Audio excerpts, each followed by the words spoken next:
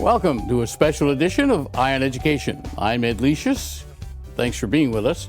We're continuing our series of candidates running for the National Board of Education in the November 2nd election. And joining us now is Alicia Houston. Welcome. Thank you. Hi, I'm Alicia Houston. I'm running for Board of Education. So besides that, for people who are viewing right now, who don't know you, haven't seen your flyers or your signs, or who is Alicia Houston? She is a person who is organic, very authentic, very passionate about children, and she loves dogs. Nothing wrong with that. I know. Yeah. So my couple of things, people might not know about me. I'm really big into the special education community. I am currently a appointed member of the State Advisory Committee for the Education of Students and Children with Disabilities.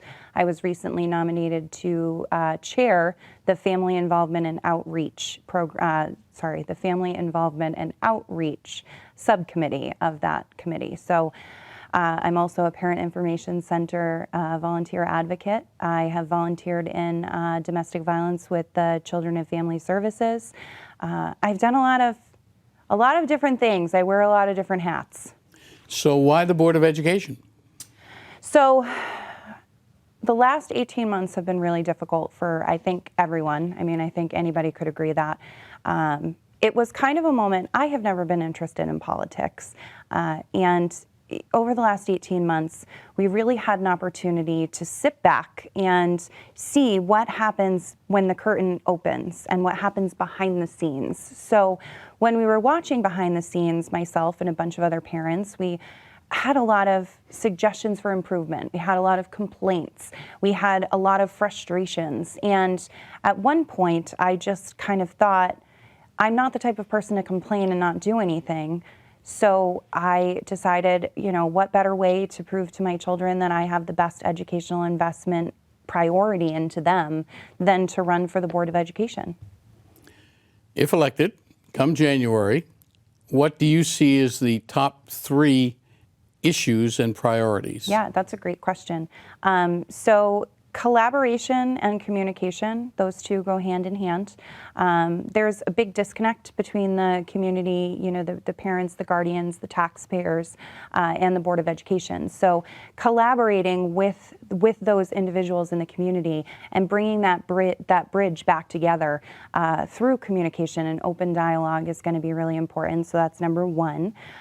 Number 2, I would say we need, and this is something that I would like to bring to the table, is creative, conservative budgets where we are using every dollar that we spend wisely.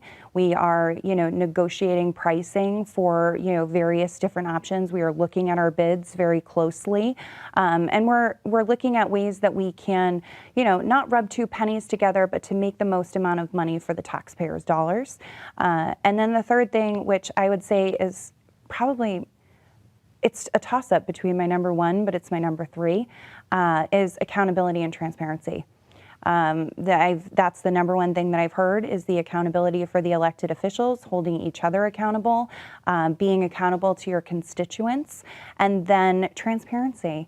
If somebody asks a question and they are looking for information, it's very important as an elected official that you can provide that to them within reason. There's some things on the Board of Education, employee-wise and hiring and terminations that you wouldn't be able to share, but within reason, you should be able to be transparent. What would you bring to the board to help address the civility of the board meetings to get them back to normalcy? It's a good question. I think it falls down to leadership. And I will be the first one to admit I have, had moments where I could have behaved a lot better in board meetings. But I think that there's a big area of opportunity when you look and see how you can correct things from past behaviors. And it does fall into, leadership. And again, that accountability and that transparency piece, being accountable to one another and being respectful, and not bringing the politics into it, leaving that outside and always focusing on the best interest of the educational investment into Nashua, into the Nashua School District. Another item that will be on the agenda will be the hiring of a new superintendent. What would you like to see in a new superintendent? the best of the best. Isn't that the right answer? I would like to see someone who, and this is going to sound crazy, who's a little bit green. I think that Nashua has such a wealth of opportunity, but we're so diverse and we're unique. And I think that having somebody who's a little bit green in the superintendent roles would be beneficial to us, because we're not having someone who has those habits from past experiences as superintendents. I would like to see somebody who has some experience, but somebody, like I said, who's a little bit green, who's willing to learn, who has a growth mindset, and who has the best educational investment into the kids.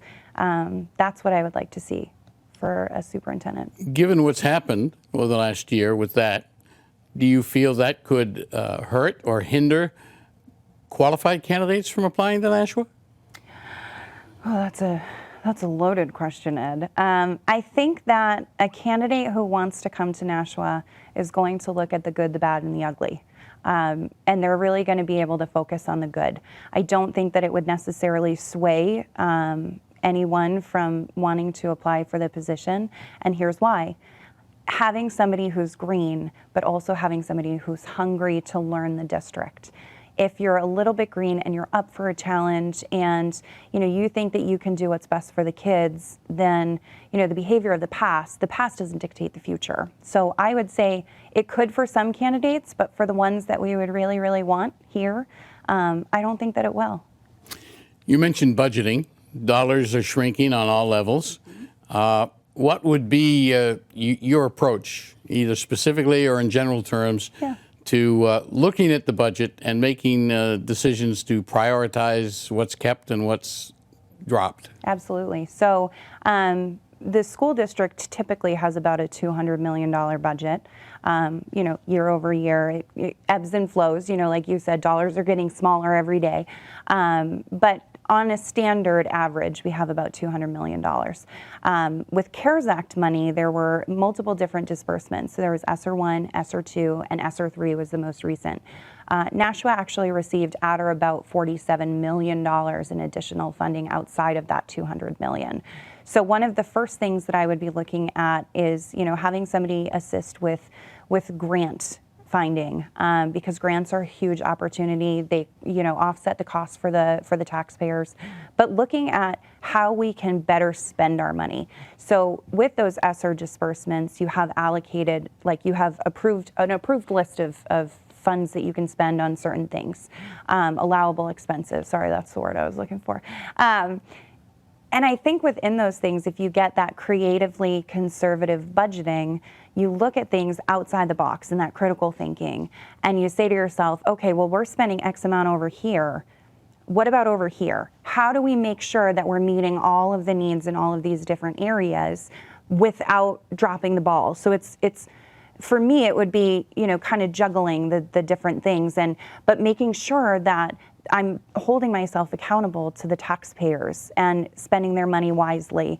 I don't think anybody wants to spend anybody else's money incorrectly. At least I don't. But that would be my number one, is looking at how creatively we can work the budget. And did we utilize those additional funds? I mean, $47 million is a lot of money. And how did we work towards that? And how did we allocate that? Where did that money go? Is there a surplus? Is there a way that we can offset some of the tax dollars in that $200 million budget so that we can put that back into the community? Another issue that you'll be tackling, redistricting. I will say up front, I am on the redistricting committee, but you as a possible new board member, what would you like to see the committee give to the board to review, tweak, and ultimately approve? Okay. What are you looking for? So we have a couple new schools that are going to be built, and I think that's an amazing opportunity for change. If you're not changing, you're staying stagnant. So one of the things I would want to see from the redistricting committee is creativity.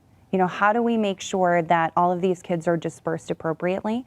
I know one of the concerns that a lot of people had is the allocation by zip code and by your street name and which schools you go to. And some parents have shared with me that their frustration is that they're in, say, a Ledge Street community, and they really would like to see their kid go to, Birch Hill or Sunset Heights. So I think that the redistricting would be a great opportunity for us to shake things up, right? And be able to put kids in different areas. And as a board member, I think that would be an amazing opportunity, not to start from scratch, but to reshuffle the deck and see where we can put these children, and having those creative solutions, but also having collaboration and open working communication between the two groups. Because I don't think any one person can answer that. I think that it's going to take a lot of minds. You get elected, you finish your term. What's the one thing you would like people to remember you for? Honesty. I am honest to a fault. I have no poker face. You can ask anyone that knows me. If I'm trying to be untruthful, my face does these weird things where you can tell. I have tells all across the board. But honesty and the honesty of having the children's best interest and at heart, and feeling honest and open and communicative with the community, everywhere from, staff and administration to parents, and making sure that the voices of the community are heard, taxpayers as well. I would like to be remembered as somebody who rebuilt or part of the rebuilding of the communication bridge. Finally, is there anything you'd like to say to our viewers on why they should vote for Alicia Houston? I would like to say that I may not be perfect, and I may not be an ideal candidate for some, but I would like for you to look at what I have to offer with an open mind. I can promise you that anything that I do once elected on the board will be for the best interest of the Nashua community. If you're a parent or a guardian, your voice matters to me. If you're a taxpayer, your voice matters to me. Even if you're, a resident and maybe you're outside of the community, if you feel that there's improvements that could be made, or you have concerns or questions, I want people to be able to come to me, and that's a guarantee that I can make for you guys and to you guys. So vote for Alicia Houston for Nashua Board of Education, and don't forget to vote November 2nd. Alicia Houston, thanks for being with us. Thank you, Ed. And thank you for running. Thank you. You've been watching a special edition of eYe Education. Our guest has been Alicia Houston, candidate for the Board of Education, November 2nd. I'm Ed Licious. Thanks for watching, and we'll see you next time.